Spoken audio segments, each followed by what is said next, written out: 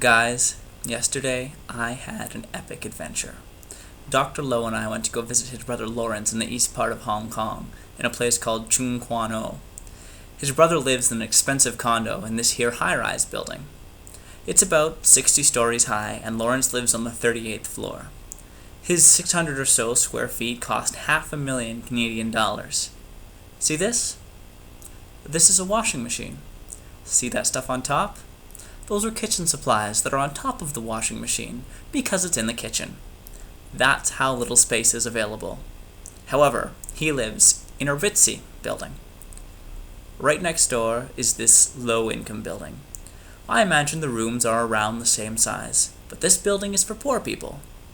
My untrained architectural eye can't really tell much of a difference between the two, except that the poor one has clothes hanging out the windows. Pretty much every low-income building that I've seen has clothes hanging out the window, and I'm really not sure why poor people feel compelled to have their clothes hanging out there. Conversely, I'm not sure why rich people don't. Anyways, after we left there, we took a bus to a place called Sai Kung. These buses have a speed display sign so that we passengers can see how fast the bus is going and, I assume, feel safe. I'm not sure why they do that, since here's the bus doing 64 in a 50 zone, down a hill, by a cliff. But I digress. Sai Kung is an old fishing village that calls itself the Backdoor Garden of Hong Kong, which I'm not even going to touch. In this backdoor garden, we went for a stroll down a walkway on the ocean. All along the walkway are boats like this one, with fish in them. You lean over the rail and you shout at the people in the boats, who will then barter with you for the fish in the buckets. You then have the world's freshest fish, so fresh that it's probably not even dead yet. The restaurant that we went to for lunch had a similar idea. They had all of the things that you were going to be eating sitting in these basins that you could look at before you ate them. For example, here are some clams that are most definitely not happy. Unless, I suppose, they derive some kind of pleasure from squirting on nearby people, in which case, I guess they're very happy clams.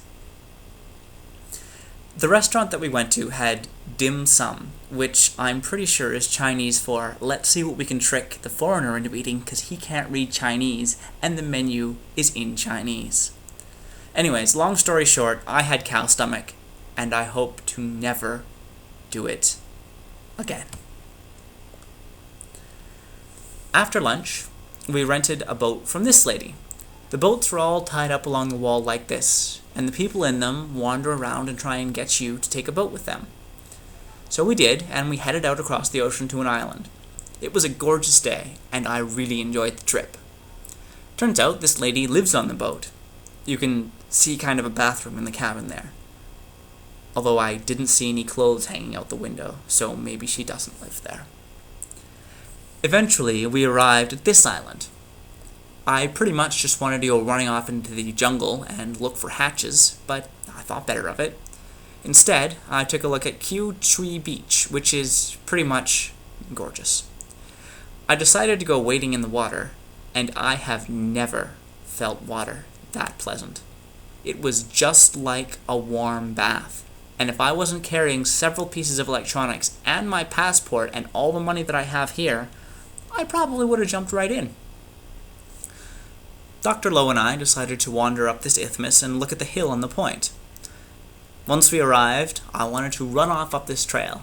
I mean, nothing bad has ever happened from herring off into the jungle, and I was pretty sure there were no dragons on this island. So, we climbed up the hill and took a look at the view, which was quite spectacular. We were all set to explore more when I looked up and saw this guy about a foot over Dr. Low's head. Now, I'm proud to say we didn't go running like little girls, but after taking some pictures, we decided that was enough exploring for us. I've said several times that not dying is chief among my goals for this trip, and staying away from scary-looking spiders is one of them. It was the size of my hand. Anyways, after making a very dignified retreat from the hill, We clambered back to the boat and puttered around some of the islands. Apparently, this here is a famous island where movie stars hang out. Maybe that was Tom Cruise on the beach. There were a bunch of people in the water skiing, sailing, boating, or just noodling it up. Apparently, the warnings of jellyfish and sharks that I've heard are overrated. We all had a pretty great time. This is Dr. Lowe's brother's family. On the left is Lawrence, beside him is his wife Rebecca, and his daughter Tina. Tina is my age, and I'm glad I've been repeatedly emphasizing how serious my relationship with Darcy is, or I'm convinced someone would try and set us up. I mean, she seems nice, but she's a business major. So, that was my exciting adventure. I got to see a part of Hong Kong that not a lot of people on tour buses get to see, and I had a terrifying run-in with the local fauna. All in all, it was a pretty good day.